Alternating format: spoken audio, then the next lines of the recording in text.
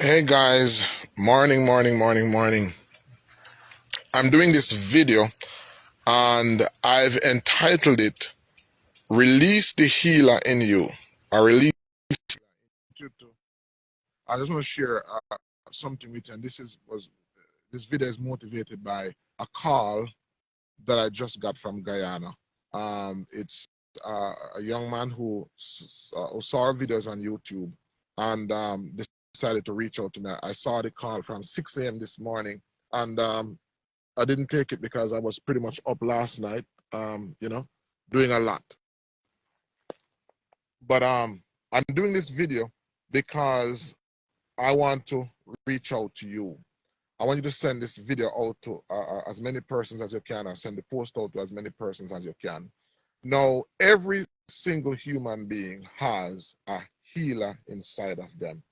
Every one of you have a healer inside of you. One, because you're made in the image and likeness of the Most High, and one of his attributes is to heal. One of his attributes is to give life. You know, when two human beings come together intimately, it produces life. That is a part of the healer that is in you.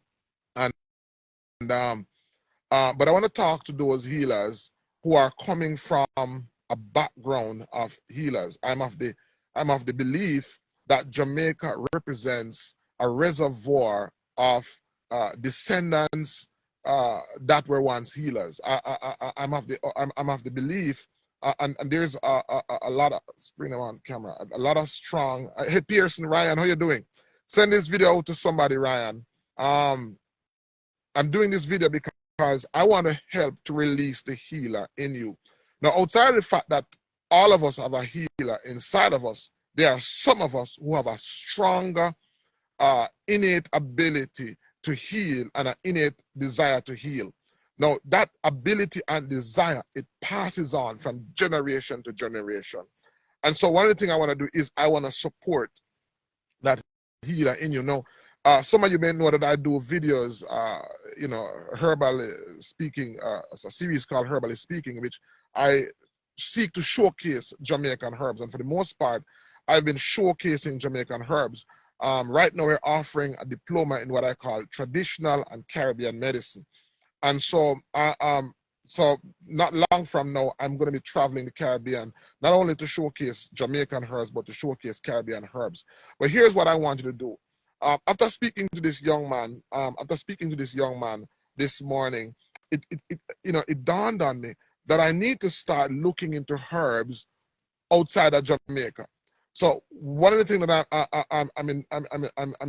I'm seeking your help is I want you to send me pictures of herbs that you come across in your journey and in your path to understand it, because rarely is there anybody who just sees a herb and has no connection with it. Most of us, especially those of us with the healers in that healing ability that is strong in us, are inquisitive. It is the healer in you that is calling out to you.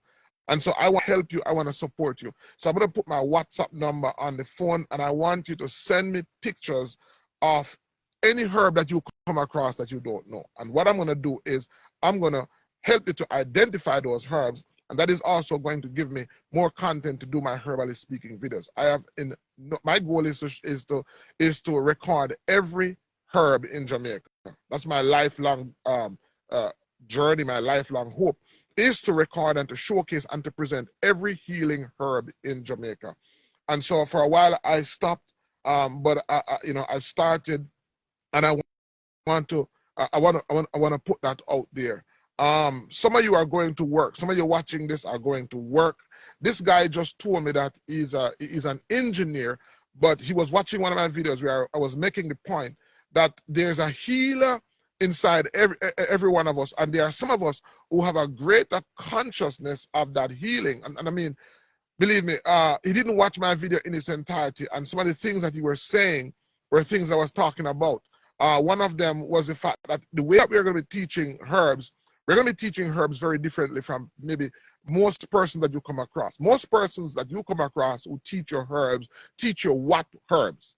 what herbs is good for diabetes, what herbs is good for cancer, what herbs is good for this condition, what herbs is good for that condition. I believe that is, it's okay to teach like that, but the better way to teach person is to empower them not only to know what herbs, but why herbs. Because you see, when you learn from a perspective of what herbs, it's a limited way of learning herbs. When you learn what herbs is good for diabetes, you're always going to be limited to a very small scope of herbs. When you learn what herbs is good for cancer, you're going to be limited to a very small scope of herbs. But when you know why these herbs are good for diabetes, why these herbs are good for cancer, why these herbs are good for hypertension, it allows you to acquire the tools to begin a journey of expansive knowledge. Because when you understand why, you would have gotten some what, or you would have gotten a list of what. But not only that, you're able to add to that list of what.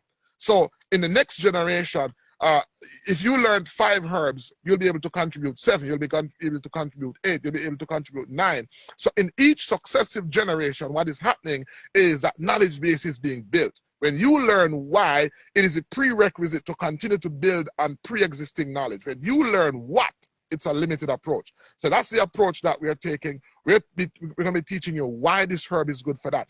Not only that, but when you learn what, most times the what is based on the experiences of the person who gave you that what. So if a person lived in a particular area and their interaction with herb gave them the knowledge that this herb is good for this, that this herb is good for that, then they're going to pass on that knowledge to you. But here's a challenge. If you live in a locale, if you live in an area where that herb is not available, then it puts a limit on you and it puts a limitation on you. So when you learn why a herb is good for a particular reason, then you are able to utilize what you have around you.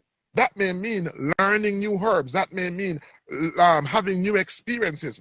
So that's the approach that we are going to be having in teaching persons to identify herb.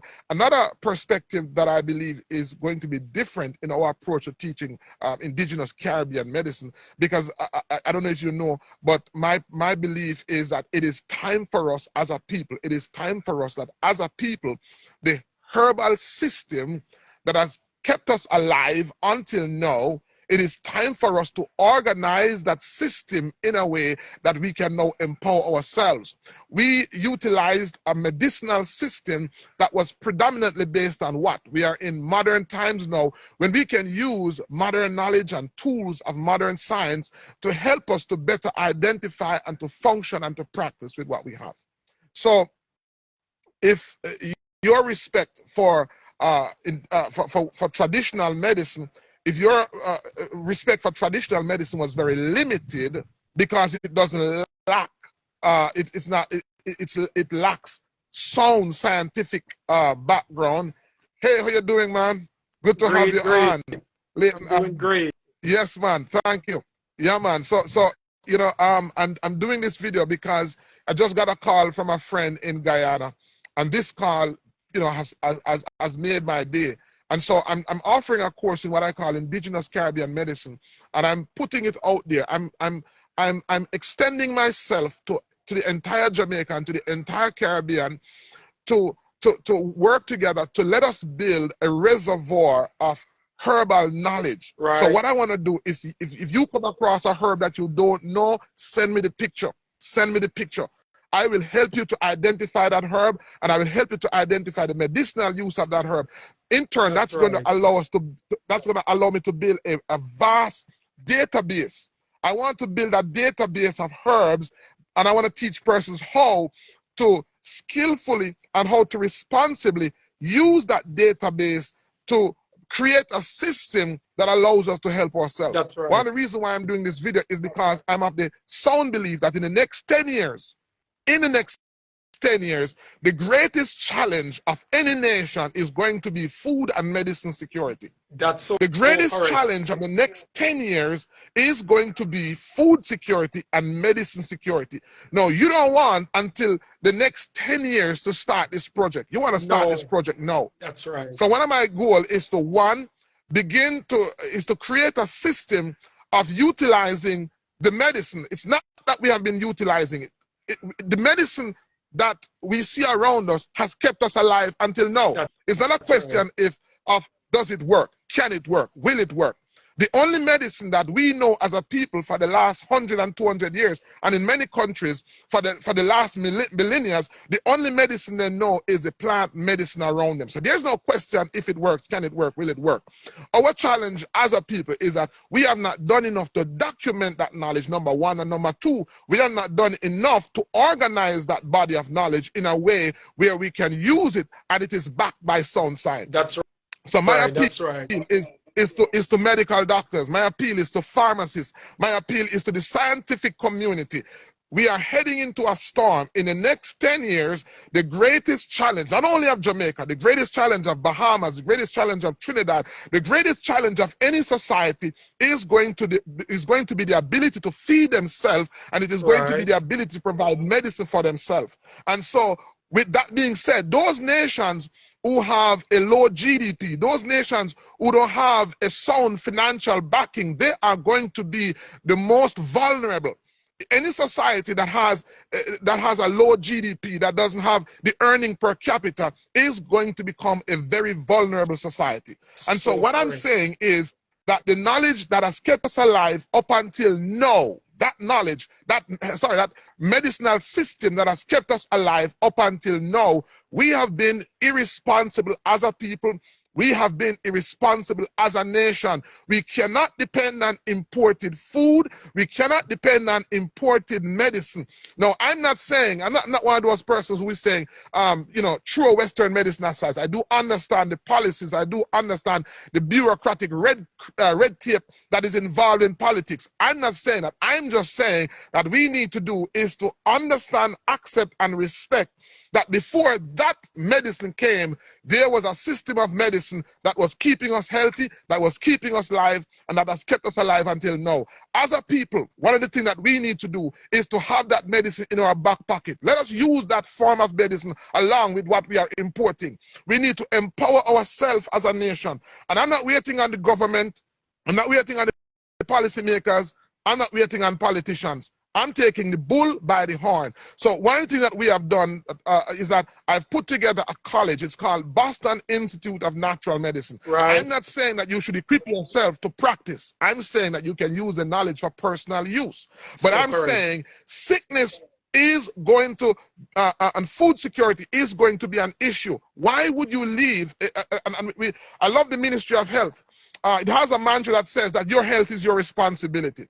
Your health is not the government's responsibility. Your health is not the politician's responsibility. Your health is your responsibility. So if the government is not doing it, if the politicians are not doing it, if the policymakers are not doing it, there's nothing preventing you from taking control. What you want is you want to have the knowledge to know how to take care of yourself. So one of the ways that I want to do that is I do a series called Herbally Speaking, which I showcase herbs and their medicinal uses. When I want to go beyond that, I want to open myself and open a line where persons can send me herbs that they see and they don't know, so that you can begin to build that database. Now, for those who want to take it further, I believe in putting together a program, a structured program of teaching medicine, so that if it is that we can't import, or if it is that it becomes too expensive to report, or more importantly, if there is a sect of Jamaica, and there is a sect of the Jamaican society who says, listen to me, the medicine that has kept us alive from that time up until now, and the medicine that has been what has been helping my foreparents, I trust that medicine more because I have an affinity to what has been working, to what I see, to what I know. When I take a medicine that my ancestors used to take, I have a case study. A case study was done. That's what my mother took. That's what my grandmother took. That's what my great-grandmother took. I've seen it work. I trust that medicine. I may not understand the science behind it, but I understand that medicine. So there is a sect of Jamaica who trusts that that healthcare system and would choose to use that as their primary source of medicine. Well, I'm saying that the government of Jamaica has a responsibility to respect us as a people and to say, I'm not only a government for those who want imported medicine, I'm a government who respect those who say that they want to trust the medicine that has been keeping them alive. And so my way of showing trust is respect. And I said it already. Respect doesn't mean to accept. I'm not saying the government should accept. I'm not telling the government to accept. I'm saying that the government should respect. Yes. Respect. So respect for me means that you can you can respect the fact that it works, because this is what we have been using for years. This is what has worked. Now I'm making an appeal out. I'm making an appeal to those set of Jamaicans, because there are some Jamaicans. You may be a carpenter. You may be an engineer. Right. You may be a policeman. You may be a farmer. But there you carry something that is in you that is not only for you. Right. You carry a unique DNA of a history of healers inside of you. That's right. In other words, there are Jamaicans, there's a group of Jamaicans who are the descendants of natural healers.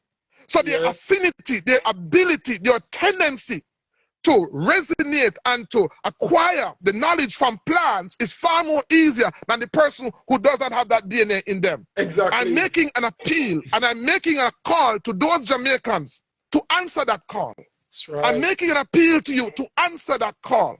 I'm saying to you, it doesn't matter how long you are a police, it doesn't matter how long you're in professional Jamaica or academia Jamaica, you can no longer ignore that tugging inside of you.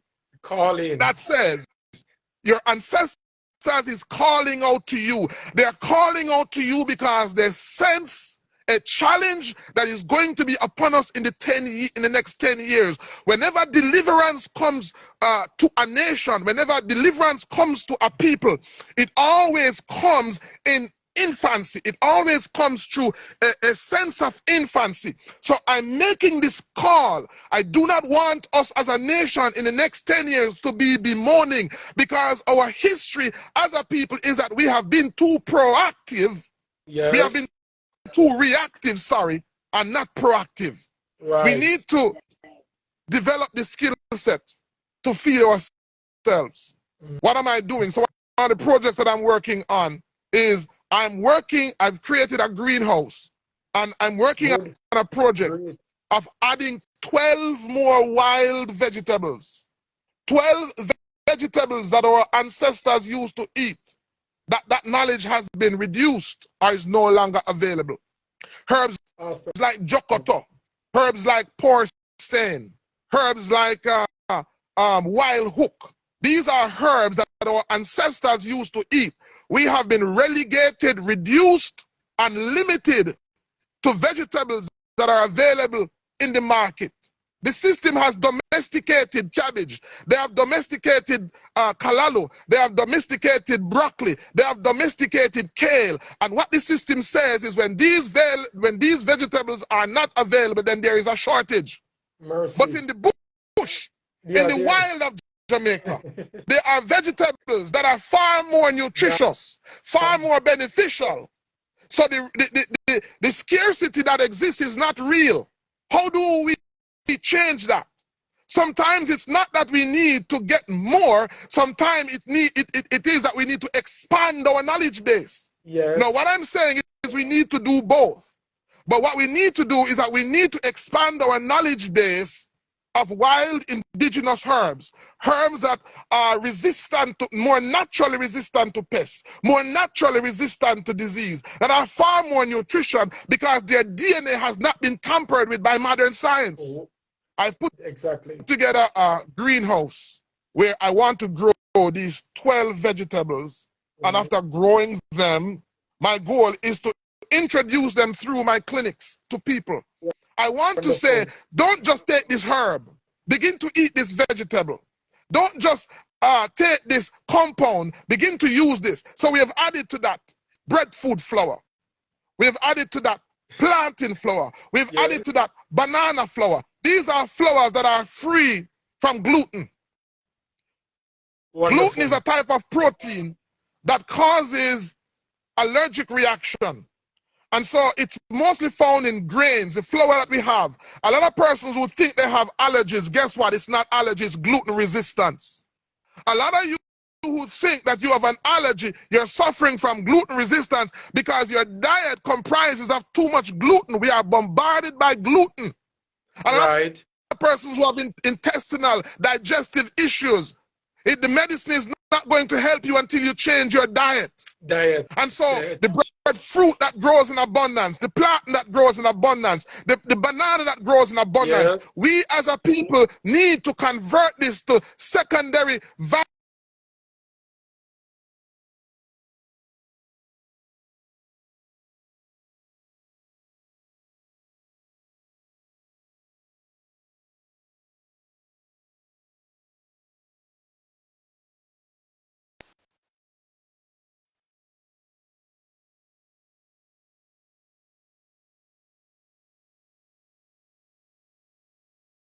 If you choose to accept, choose to stop ignoring what is naturally coming to you. You sleep at night and the plants come to you. You try to walk past the plants and ignore them, but yet they are calling out to you. You try to not care about persons, but you are overwhelmed and you are overburdened with the care for your brother or your sister. It is because of the natural healer in you that is calling out to you. I want to support you. And I want to support you. And next week, Sunday, begins our orientation. Next week, the other week, Sunday, the 15th, begins our first class. Wonderful. Our first class of Indigenous Caribbean medicine.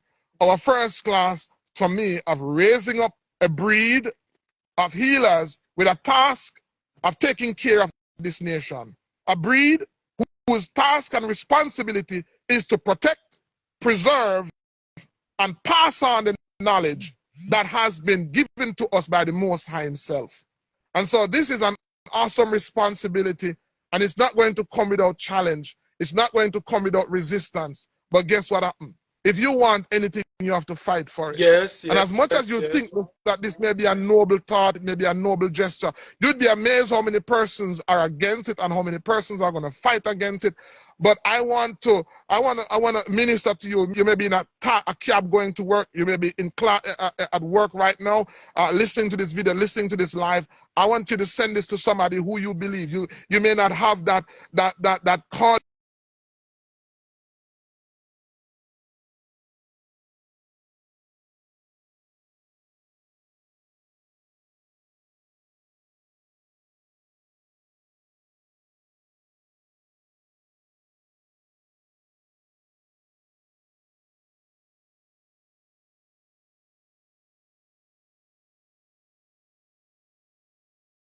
That you have is that you may be a medical doctor coming from possessing that same gene, but the only seeing are those who are traditional practitioners who don't have that sound science, who can't explain why and this and that. I want to appeal to you also because the offering can be of benefit to you. I don't want to be long, but I want to minister to you. My grandmother, and I'll talk about my grandmother, Iselin Herlock, was a natural healer. And the older I get, is the more I realize that I have to embrace it. I'm more comfortable embracing this than any other thing in my life. And so the knowledge that I saw, the wisdom that I saw in her, I was blessed to live to know the woman, to meet the woman. She was from a strong Seventh-day Adventist background. And so coupled with her faith, and coupled with what her ancestors passed on to her, she did a phenomenal work in touching our lives. And so, as I said, that there are so many persons in Jamaica that are of that ancestral bloodline. I want you to release, let it go. Release in you. Don't be afraid. I used to teach reading for years until, I came into this consciousness, and it was very difficult for me because I was passionate about helping people to read. I was passionate about seeing people reading. But as passionate as I was about that, I'm even more passionate about this. And I know that some of you may have other passions, but you cannot ignore. You cannot continue to ignore. Because of my acceptance, so many people can testify to being alive. So many people can testify for being blessed. I always say to persons, another name for blessing is a responsibility.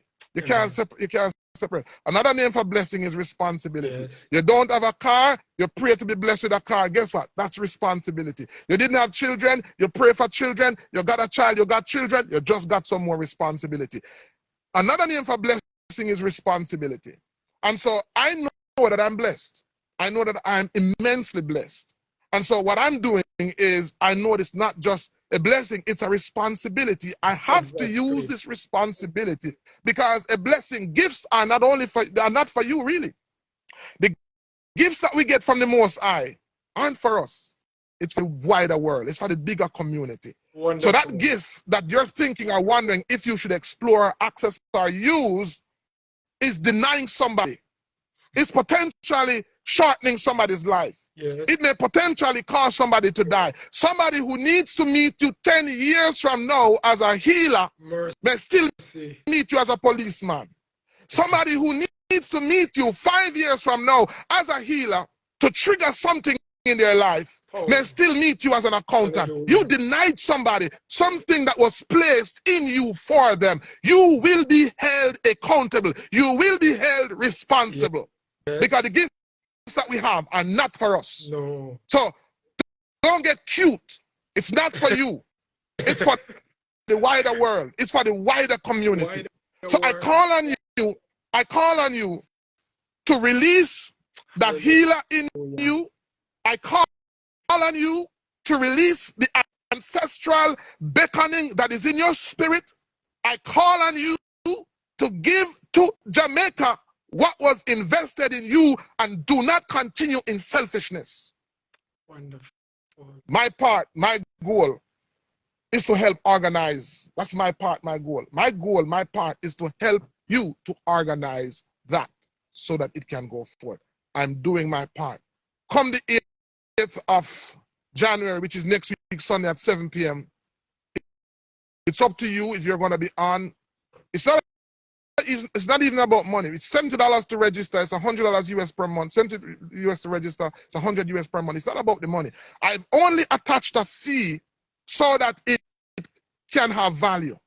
Because I realize that when people do things and it doesn't cost them anything, it doesn't have any value to them. And I want this to have value. So if it is, and I have persons in the program who can't afford it, but after talking to them and after meeting them, I realize that they deserve this, even if they don't have the money to pay. Because in the next 10 years from now, the more soldiers we have, is the stronger that we are going to become. And I said to you, in the upcoming decade, in the next 10 years, as we move into the AI age, as we move into the age of artificial intelligence, we are going to be depending more on machines than we are on people. The whole production and assembly line is going to change. And it is going to result in food scarcity. It is going to result in medicine scarcity. And the pandemic was an example of that. We saw that as persons needed help, the richer nations had it in droves while the poorer nations didn't have it. We saw that the wealthier nations had more than enough, irrespective of the policies and the bureaucracy that were put in place to ensure, quote unquote, equality among nations. When there comes a crisis, policies are thrown through the door. So nations who believe that they were safe because of policies protecting them realize that whenever there comes a crisis, richer nations will always look out for themselves, and poorer nations are left vulnerable as victims. Let us learn from these experiences and not repeat them. Only a fool sees a mistake and repeatedly allows it to happen. No, as I said, I do understand the government of Jamaica. They have a responsibility. They have the pharmaceutical industries. They have people that they are akin to, that they are tied to, but they can't penalize you. No. for having a system alongside what they have. They can't penalize you because you can just say, listen to me. You know, I have to provide and I have to represent my people. There is, however small it is, there's a subsect of my society that relies on natural medicine. And then there's the argument. Since there is so many, and I'm sending this government, so you can send this to Christopher Tufton. Since there are so many persons in Jamaica who trust natural medicine and rely on natural medicine, wouldn't it make more sense to have a system that guarantees consistency and uniformity in practice than to have it being just explored and utilized and accessed in an irresponsible way? I'm saying that to say that one of my goals also is to see the Ministry of Health. So part of my push for respect. When I see Jamaica respect the medicine, when I see the government of Jamaica respecting the medicine of the people, is the day the Ministry of Health has a unit dedicated to natural medicine. Amen. When you have a unit within the Ministry of Health, a unit, doesn't have to be a big unit, but when you have a unit that is dedicated to natural medicine, is the day I can say our country has grown to the point where they now respect the medicine that has kept us alive up until now. Amen. I want to thank you for listening to me. I'm getting ready to go to clinic now. I'm getting ready to go to work. But I want you to send this out to somebody who you think needs to get it. Our class begins on the 15th of January. And if you reach out to me, I'll give you the details. You don't have to do it. This is not knowledge that you may have to use professionally, but it is knowledge that you will need, because when the crisis comes, your health is your responsibility. This knowledge may be the critical knowledge that saves your life, your loved one's lives, or your friend's life. Your health is your responsibility. If you go to YouTube, if you want to find us on YouTube, if you just put in hashtag 876herbs, all our videos will pop up. If you want to start this journey with me of learning herbs, I have tons of videos there. I put out a video every Monday. And I will. Yeah, every Monday we put out a video. And please like, subscribe, share, and interact with me. And now I want you to send me herbs. I'm gonna put my WhatsApp video, WhatsApp number on this message area. Don't call me and overwhelm me. Take pictures of herbs, send them to me, and I'll help you to identify them. I might create a group so that we can have a vibrant, interactive. This is not only for Jamaica, by the way. It's also for the Caribbean. If you're in Guyana, if you're in Trinidad, if you're in Bahamas, wherever you are in the world, we need not only to experience the healing wonders of herbs, we need to also document the healing wonders of herbs for successive generations.